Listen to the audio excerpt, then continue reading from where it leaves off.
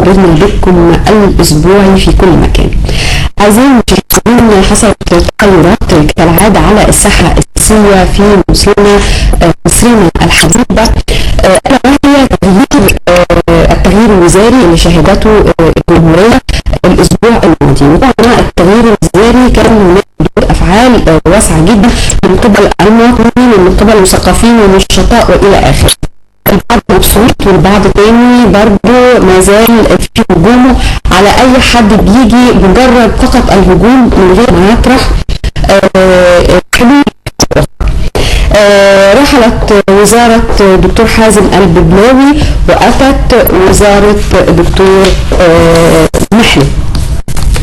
بين الرحيل وبين الاتيان بالنسبة للمواطنين في امان عند كل مواطن، لان احنا نستشفه متخيل ان كل وزير جاب عصا سحريه، عصا سحريه يشاور كده كل المشاكل تتحل، مشاكل ال30 سنه بتاعت النظام القديم وال3 سنين بتاعت الثورات وما شهدته مصر من اضطرابات سياسيه واقتصاديه وايضا اجتماعيه.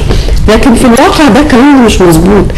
زي ما قال المشير عبد الفتاح السيسي، انتم متخيلين ان واحد بس هو اللي هيحل كل المشاكل دي؟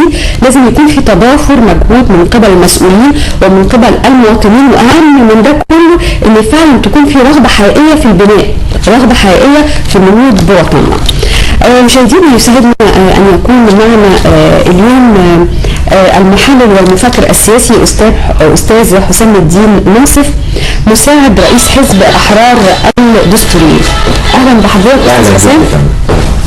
الحقيقه يعني انا يعني شرفت بان احنا نكون هنا دردشه كده عابره قبل الهوا، وقد كده يعني كنت مبسوطه ان في فكر متفتح، خاصه ان في بعض الاحيان بنبقى عايزين نعرف تفاصيل اكتر فيما يخص السياسه بقى من حد متعمق في العمل السياسي من خلال الاحزاب. نبتدي في البدايه استاذ حسام، يعني النهارده نقدر نعد 9 شهور بعد 30/6 وتغيرات كتيره طرأت. يعني نقدر نقول ان اول اسبوع بعد 30/6 يختلف عن الان. اكيد.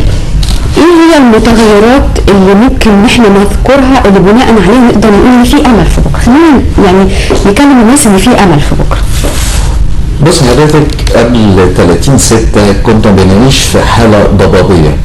كنا بنحس ان الشعب المصري بل المنطقه العربيه كلها بتعيش مسلوبه الاراده، يمكن من احداث معينه خارجيه بتؤثر علينا، وبنحس ان الضغوط الخارجيه لها تاثير قوي على ارادتنا، وفي نفس الوقت داخليا كنا بنحس ان الاخوان هم بيكرسوا كل فكرهم ومجهودهم لاحتفاظهم بالسلطه وتكريس السلطه في ايديهم، بغض النظر عن مين يصلح لهذا المكان او مين لا يصلح لهذا المكان، بغض النظر عن المصالح العليا للوطن. تمام.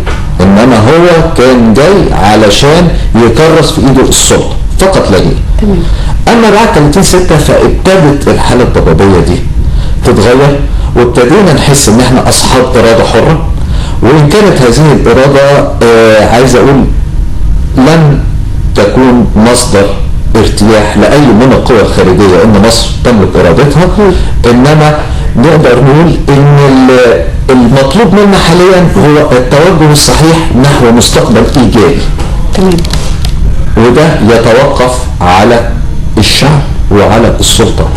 طب حضرتك شايف ردود الافعال عامله ازاي من قبل المواطنين؟ الحقيقه يعني الشعب المصري، اسمح لي لو نتكلم كده بمنتهى الصراحه، بنستشعر فيه يعني ما ننكرش ان في نسبه فقر عاليه جدا، ما ننكرش ان في نسبه اميه عاليه جدا، احنا بنتكلم على 42% نسبه اميه، فطبعا الفقر والاميه لازم هيولد العنف، وبالتالي لازم هيولد حالات نفسيه واجتماعيه صعبه جدا. لكن لازم يكون في وعي ان في هذه المرحله الخطره اللي بيمر بيها الوطن بقدر الامكان، ما بقولش يعني تماما لازم نحط كل ده جانب ونبتدي ان احنا نطلع لقدام. من الواضح ان كل واحد النهارده بيحاول ان هو يلحق الكيك. في نوع من انواع الابتزاز من قبل البعض، يعني لما نيجي نتكلم عن المطالب الفئويه، لما نيجي نتكلم عن مطالب العمال، تلاقيهم واقفين بيحتاجوا على حاجه معينه. من طريقه الاحتجاج تحس ان ليه حق واللي ملوش حق في الموضوع. فبالتالي بيوقعوا اقتصاد، ما بينتجوش الى اخره. وبرضه تسمع على لما نيجي نتكلم عن الحكومه الجديده يقول لك احنا عايزين حلول غير تقليديه. طب احنا اساسا ما اتبعناش الحلول التقليديه، الا وهي ان الناس تشتغل ساعات الدوام بتاعتها اللي هي 8 ساعات. احنا عارفين ان هي 8 ساعات بترسي على 27 دقيقه. اللي عايزه اقوله يا استاذ حسام ان شويه الشعب المصري عايز ياخد اكتر ما يدي في المرحله الصعبه دي. شايف ايه؟ اسمحي لي الاول ان انا اختلف معاكي، وانا منحاز للشعب تماما. انا منحاز، انا مش ضد الشعب، بس انا يعني بحلل منظر موجود ان النهارده انت عندك مشاكل اقتصاديه، ما ينفعش انت توقف انتاج، ما ينفعش انت توقف عمل. طب ما نشتغل الاول. انت عارف لو الناس كلها اشتغلت هتيجي فلوس يعني، وكل اللي ليه حق هياخد الحق بتاعه. خليني برضو اكمل. الشعب نزل بدل المره 2. تمام. الشعب علشان نبقى عارفين في العلوم السياسيه الشعب له مطالب، وعلى السلطه الحاكمه ان تلبي هذه المطالب، واذا ما كانتش قادره ان هي تلبي مطالب الشعب يا ريت تيجي على جنب وتسيب الفرصه لغيرها. خلينا نقول المطلوب من الشعب ايه؟ ان الشعب نزل وسمع الكلام ونظف مكان الثوره وعمل كل اللي فيه. اللي احنا بنقوله ان السلطه في حاجه اسمها القياده بالمثل العليا او القياده بالمثل على نفسه اللي هي ليد باي اكزامبل. ان انا اتمنى ان قبل ما نطالب الشعب بانه ما يطالبش فوق حقوقه المشروعه، ان السلطه اللي جايه تحكمه ان هي تطبق على نفسها ولو ابسط مبادئ القيم والمثل العليا، تدي مثل للشعب. طب احنا اهو اعملوا زينا. اما ان انا كنت اتمنى مثلا دخول الوزاره الجديده ان هي تتمسك بالحد الاعلى للاجور بالنسبه لجميع الوزراء، يبقى مبدا عام وبتاع احنا متنازلين عن عينه وهنلتزم بقرار الوزاره السابقه بالحد الاعلى للاجور، وانا اضرب مثل للشعب يقوم الشعب يصدقني. انما اللي حصل وده يمكن مش مطلوب من الحكومه دي، لان ما اعتقدش ان هي ممكن تقدر تخلص المواضيع الكبيره دي، مطلوب منها ان هي تلبي مطالب الشعب ويكون الفكر الاساسي لها هو تحسين الاحوال المعيشيه للناس. منين بقى يا استاذ حسام؟ في 3 حاجات. تمام. يعني احنا دلوقتي بنتكلم على سكيل ضيق كده، رب اسره دخله 10 جنيه، ولاده عايزين كل واحد مثلا شنطه ب 20 جنيه. طب هو هيعمل ايه بقى في نفسه؟ يعني ما هي كده لازم يقول له انت مش نافع، يمكن انت كده بقى على جنب دلوقتي. لازم الطبقه اللي هي الكادحه اللي هي بتشتغل ليل ونهار ان هي تلاقي مردود لهذا العمل وهذا الجهد. يعني حضرتك شايف ان هي في طبقه بتشتغل ليل ونهار؟ طبعا لو بتشتغل بدل الشغلانه 2 و3 تمام تكفي مصاريفها كويس. طب ايه الكلام اللي هو من 8 ساعات بترسي على 27 دقيقه عمل؟ انا بنتكلم على موظفين في قطاعات معينه لم يجدوا اي دعم لهم. احنا عندنا مصانع النهارده الانتاج فيها ضعيف نظرا لقله المواد الخام، ما حدش بيبص لها، بيبص لها روح اشتغل وروح ما تطالبوش بحقكم. طب ما تدوا الناس دي الفرصه كامله وتوفروا لهم المطلوب من المواد الخام، وبعدين تعالوا حاسبوهم وشوفوهم بيشتغلوا. يعني هي مشكلتهم ان هم يتجمهروا عشان خاطر ما فيش مواد خام؟ لا مش عشان ما فيش، عشان ما بياخدوش نصيبهم العادل من العمليه الانتاجيه. اعاده توزيع عوائد التنميه الاقتصاديه لصالح الطبقات الفقيره اثبتت ان ليه ما كناش بنشوف الكلام ده من 30 سنه؟ لا من 30 سنه ده كان في فساد ممنهج في مصر. ازاي؟ هو في فساد ودلوقتي في فساد بدليل ان هو الناس مش عارفه برضه تاخد حقوقها. النهارده في من كل يوم والتاني مطالب فئويه والناس بتوقف انتاج، وقبل كده ما كانش فيه. طب ايه المشكله؟ لسه بحط لحضرتك حاجه بنتكلم عليها في الاقتصاد التجميع والماكرو ايكونومكس، ان هي ايه؟ عندنا 3 حاجات. اولا اعاده بناء راس المال الاجتماعي المبني على الثقه والتعاون ما بين افراد المجتمع وما بين افراد المجتمع والسلطه الحاكمه. بمعنى ايه بقى؟ يعني حضرتك برضه تفسر لي الكلام ده بطريقه مبسطه.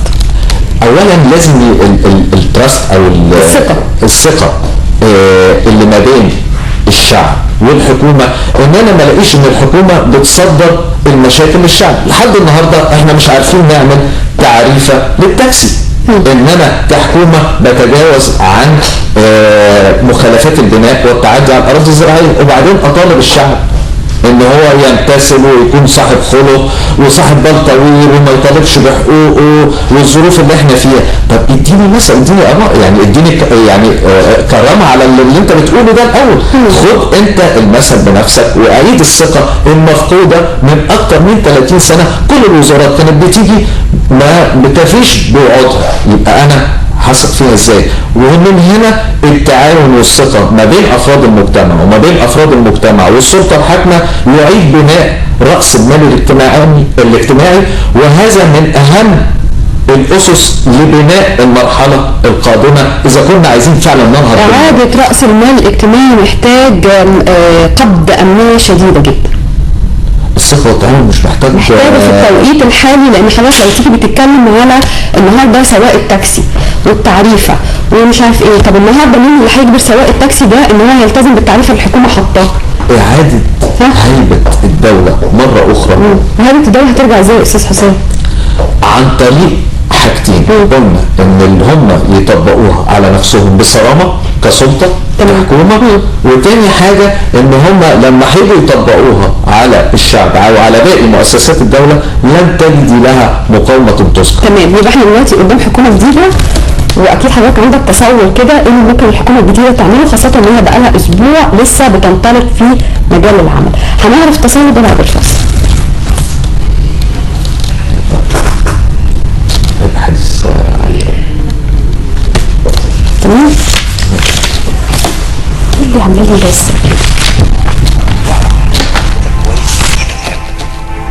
حاسه ان في بصي عماله بدور في حاجه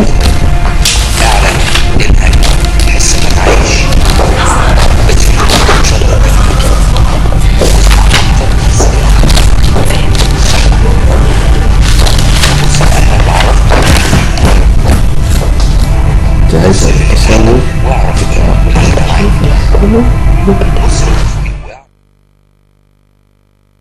هي اللي مديه طعم الحياه. استمتع بشمس الصيف، افصلها وقول لها انك مش كارهها حتى لو عرقتك ولزقتك. روح اقعد على البحر، دخل رجلك في الرمل وخرجها، بطل تفتح.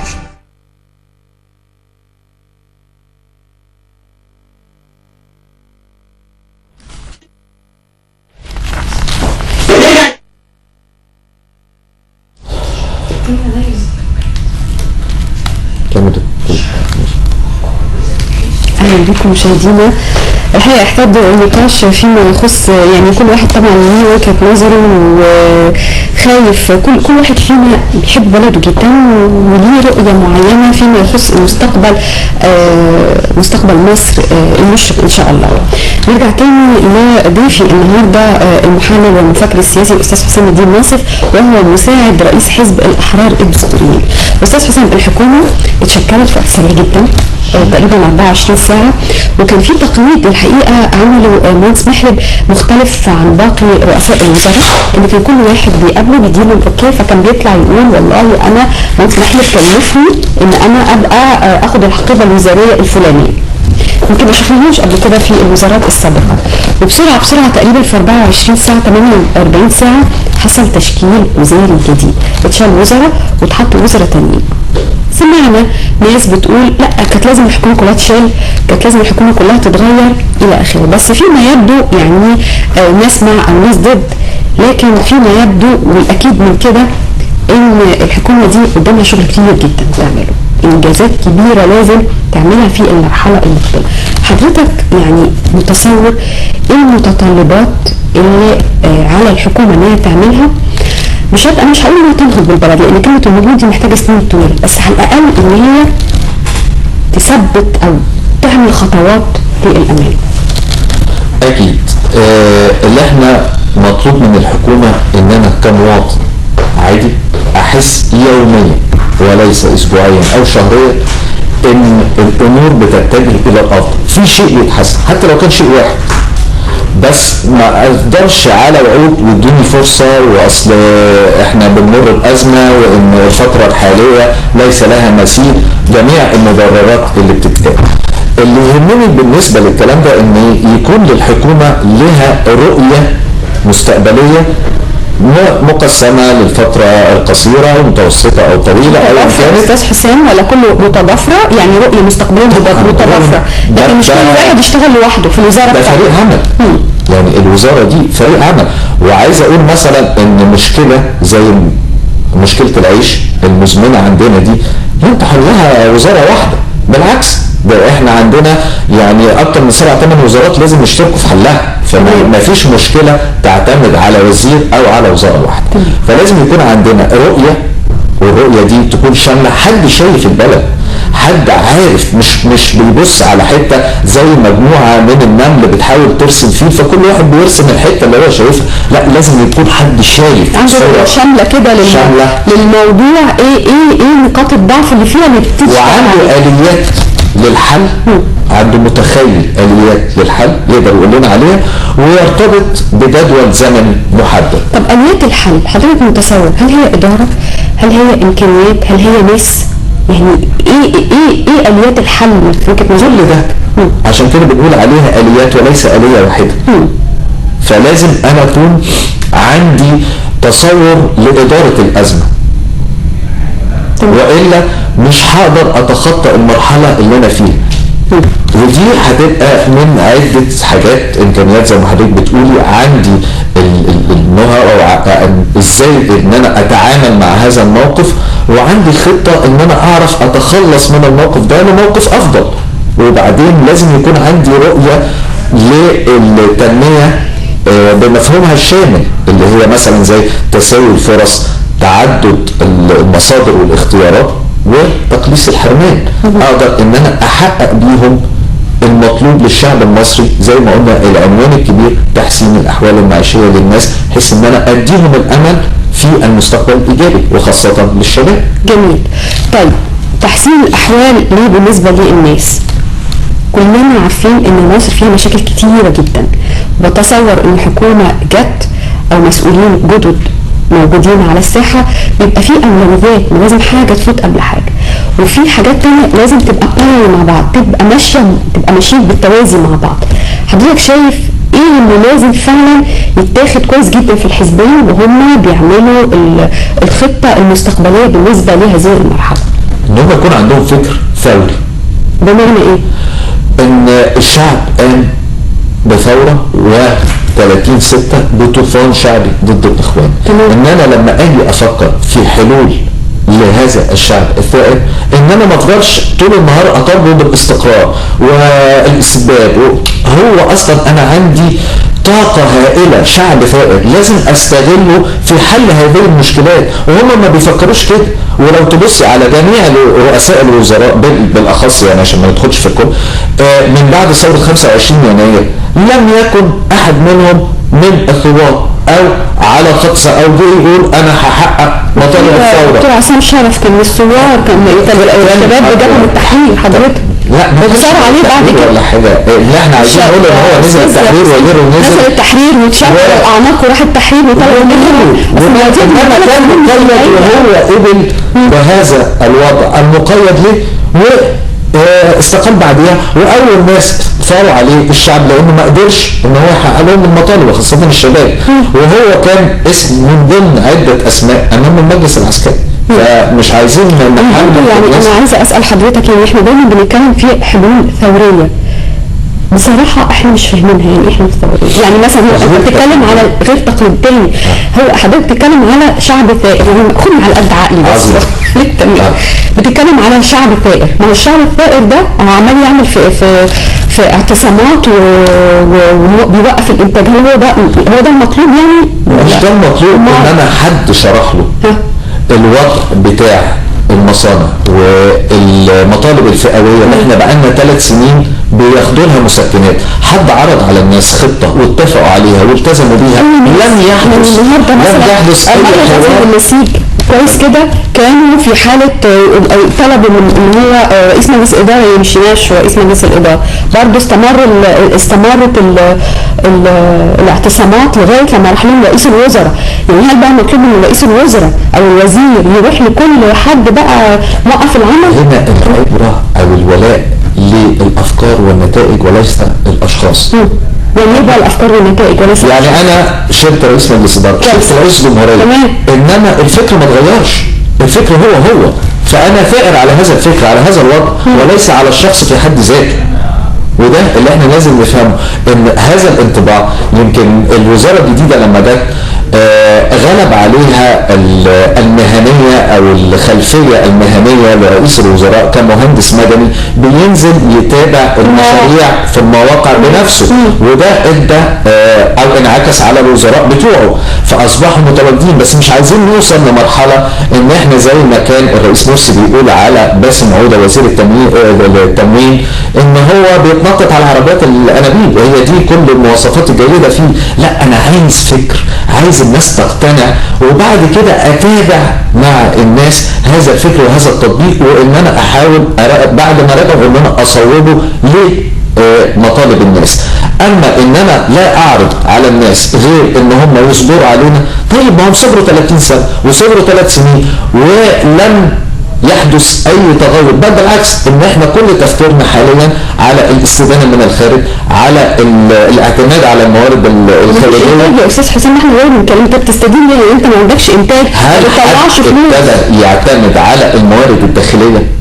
يعني ايه حد يعتمد على الموارد؟ يعني تعالي نشوف ايه الموارد الداخليه بتاعتنا ونبتدي نحط لها برنامج زمني ونبتدي نوعي الناس باعتمادنا عليه وعدم الاعتماد على الخارج. انما اي حكومه بتيجي بتستسهل ان هي يا اما تقترض من بره يا اما بتشهد شويه مساعدات خارجيه، بل بالعكس ده احنا وصلنا لدرجه ان احنا بنعتمد على السياسه الخارجيه لدعم الموقف المصري من الدول العربيه. يعني احنا مش قادرين ان احنا نقف على رجلينا داخليا، لا اقتصاديا ولا سياسيا.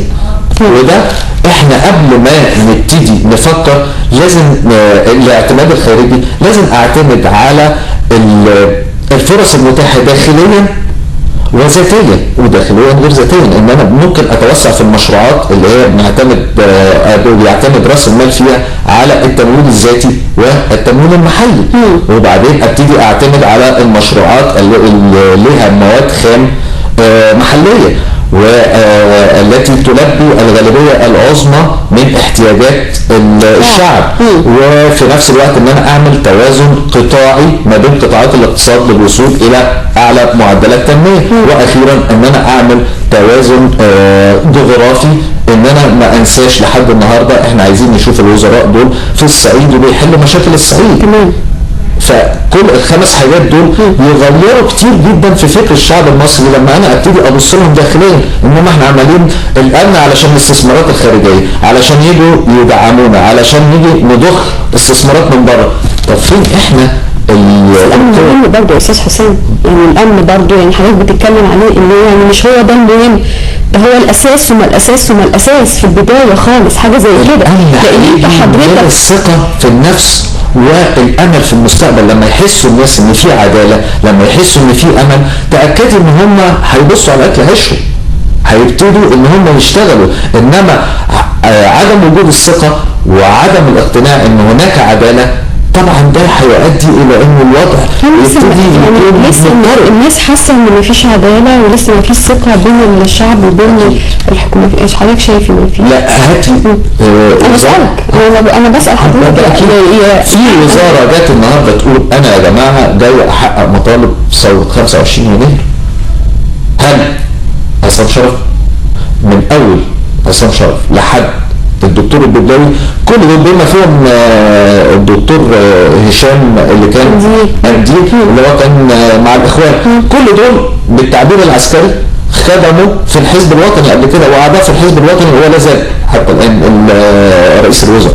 فما فيش حد جه عبر عن الثوره ان هو قال يا جماعه انا جاي علشان احقق المطالب الثوريه دي وادي الامكانيات الداخليه. وده يمكن كان فيه اشاره ممكن نقولها بعد كده ان ده الاشارات المتوازنه اللي خرجت من المشير السيسي للشعب، ان الاعتماد على النفس والاختيار السليم هو اللي هيكون مفتاح. دايما بيتكلم في الموضوع ده، يمكن مش اول مره اتكلم فيه ان لازم الناس تشتغل ولازم الناس بقدر الامكان ان هي يعني تعتمد على نفسها ويكون في انتاج يعني هو يعني دايما في احاديثه كان بيتكلم في الجزئيه دي، وهو ده الكلام المظبوط يعني بصراحه، ان لازم كل واحد يبقى عنده وعي ان هو لازم يشتغل، لازم يكون امين في موقعه، لازم في المرحله ديت ان هو نعمل يعني كل ما في وسعنا ان احنا ندي، لان بعد كده هنجني. لكن لو قعدنا موقفين العمل وموقفين الانتاج بقالهم 30 سنه بيحاولوا ان هم يقدموا للسلطه وللحكومات المتعاقبه، ومع ذلك ايه المردود اللي رجع على الفرد العادي، على المواطن العادي؟ معدلات التنميه اللي وصلت ل 7%، ايه مردودها بالنسبه للمواطن العادي؟ عايزين نقول ان احنا النهارده خدمه الديون وصلت 186 مليار. دول يعني القروض دي كلها راحت فين؟ ايه مردودها بالنسبه للمواطن؟ ايه مردودها بالنسبه للشعب؟ كلها انا ما اعرفش، انا بتصور ان هي راحت علشان الناس. انت بتتكلم على 90 مليون، 90 مليون مفيش حد بيطلع جنيه، ولا مفيش حد بيطلع انتاج. كل المصانع بتاعت القطاع العام والخاص والثروات اللي موجوده في مصر، مصر عايز اقول لك قبل 52 يعني سددت الديون اللي عليها كلها بالنسبه لقناه السويس، واتبنى خزان اسوان واتعلى مرتين. مصر فيها خزائن الارض. المشكلة ان احنا لا نوزعها بعدين، بتاخدها ما بين 10 و15% فقط من فئة الشعب، والباقي ما بياخدش حاجة، وهو ده الشعب السائر. ولن يستتب الامر لاي سلطة قادمة الا اذا تم اعادة توزيع عوائد التنمية الاقتصادية لصالح الطبقات الفقيرة. تمام. طيب يعني خلينا ننقل بقى من الوزارة الجديدة على دور الأحزاب. نتكلم ده ليه بقى؟ لأن حضرتك مساعد رئيس حزب الأحرار الدستوريين من سنة 1922 وأعيد مرة أخرى بعد ثورة 25 يناير. طيب جميل جدا. يبقى هذا الحزب العريق يبقى لازم يكون ليه تأثير كبير جدا في الشارع، لازم يكون بينزل للمواطن، لازم يكون يعني ليه دور فعال. يعني انا بتصور ان هو بما انه عريق لازم يكون كده. ليه المواطن السكندري مش حاسس بوجود اي حزب من الاحزاب او مواطن مصر عموما، وبالتالي في خوف شديد جدا من الانتخابات البرلمانيه؟ ده صحيح.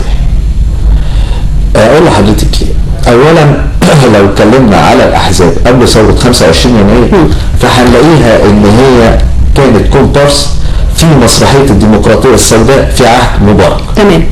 بعد كده دي احزاب نشأة لازم تبتدي تاخد وقتها عمال ما تنتشر ويبان لها قواعد، خصوصا مع قله الموارد الماديه التنظيميه والشعبيه. ان احنا النهارده ما عندناش الفلوس اللي كان بيصرفوها الاخوان. عايز اقول لك ان نظام حسني مبارك وصل ان الواحد ممكن في طبقات معينه يشتروا صوته بازازه زيت وكيس رز او سكر. فانت النهارده بتواجهي مجتمع اختلفت القيم بتاعته من ال 30 سنه بتوع حسني مبارك وقبليه. وقبل كده ما كانش فيه تعدديه سياسيه. 60 سنه اللي فاتوا كانت يعني حاجه 30 سنه الاولانيين كانت ممنوعه، وال 30 سنه حضرتك بتتكلم على مسرحيه هزليه اسمها مش عارف احزاب، بس لكن هو الحزب الوطني واحنا يعني الانهار في هو بالظبط هو التنظيم السياسي الوحيد. فلازم الاحزاب الجديده دي تاخد فرصه، ولازم تبتدي يحصل نوع من التبرعات الشعبيه، لان اصحاب راس المال تملي بيراهنوا على الاكثر حظا في النجاح السياسي. ودي نقطة ان انت بتلاقي النخبة السياسية كلها تستمد قوتها من الالتصاق بالحاكم او التقرب له دون ان يكون لها اي قواعد شعبيه. بس طب وبعدين يعني كلام حضرتك يعني انه خلاص هو الوضع كده بالطريقه دي، واحنا محتاجين يعني قاعده شعبيه اكتر، ومحتاجين يمكن تبرعات عشان خاطر ان الاحزاب تقف على رجلها. طب نفرض ان مفيش تبرعات، ودلوقتي عندك احنا على اعتاب بعد الانتخابات الرئاسيه انتخابات برلمانيه، هنلاقي بقى نفس كوبي من البرلمان 2011. بالطريقه دي مش هيكون قدام الناس غير دول تاني. هيحصل نوع من الوعي، ولازم يكون عندنا كم شهر؟ يعني ما حصلش في 3 سنين، هيحصل في 4-5 شهور اللي جايين. لا ما كانش 3 سنين، ده احنا عندنا كان البرلمان كان اخر 2011. تمام. في نوفمبر. كويس. النهارده حصل نوع من انواع التوعيه، انما هيقابلنا الانخفاض الشديد في في مستوى الدخل، وده هيكون عامل مؤثر جدا. وهيقابلنا كمان التوجه الاعلامي اللي لازم يتحمل دور كبير جدا في نشر ثقافه الوعي بالنسبه للمراحل السياسيه المختلفه اللي بتعدي بيها مصر. فاحنا مش عايزين نستثني هذا الجهاز الكبير. طبعا.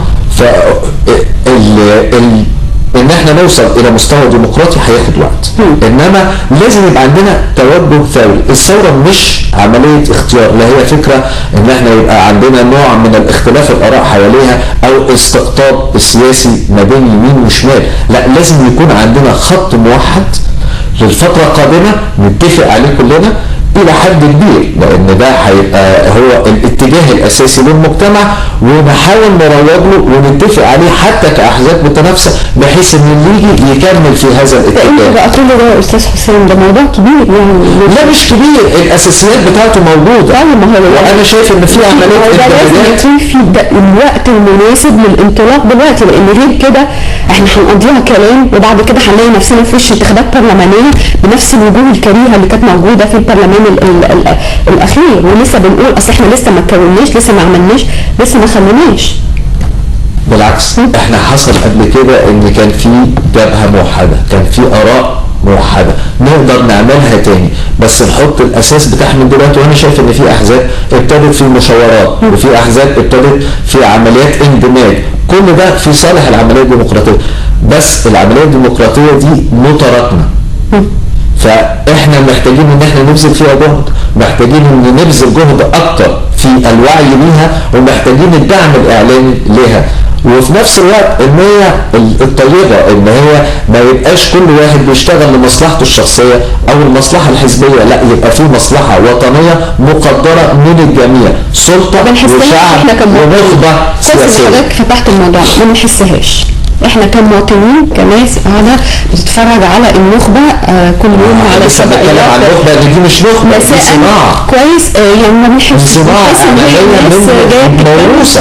لو حضرتك تشوف النخبه اللي هم كانوا بيتكلموا، هم اللي كانوا بيتكلموا في عهد مبارك، هم اللي اتكلموا في عهد محمد مرسي، هم اللي كانوا، انما ما شفناش الفكر الجديد، ولا دور الاعلام ان هو يدور على الفكر الجديد والفكر الوطني كمان، ان ما يبقاش ال 38 39 واحد 40 بالكثير هم اللي مالين الشاشات. يعني واضح من الواضح ان الساحه السياسيه يعني متعطشه لاستقبال الكثير من اللي هم حابين ان هم يساهموا في النهوض ببلد. بس في اغتيال معنوي ليهم كمان لازم نحذر منه، اللي هو سريعا يعني الاغتيال المعنوي، ان الوجوه الجديده اللي بتحاول ان هي تخش في المشهد، الاعلام ممكن باساليب كتيره جدا حتى ان هو يعلق كل امال الجماهير بيها، ان هو يحرقها اعلاميا. هم يكونوا كويسين. بشكرك كتير استاذ حسام الدين ناصف مساعد رئيس حزب الاحرار الدستوريين والمحلل والمفكر السياسي. الف شكر على حضورك، وبشكر الساده المشاهدين على حسن المتابعه. مشاهدينا الى ان نعود ونلتقي حلقه قادمه لكم من اسره البرنامج. ارق التحيه. شكرا.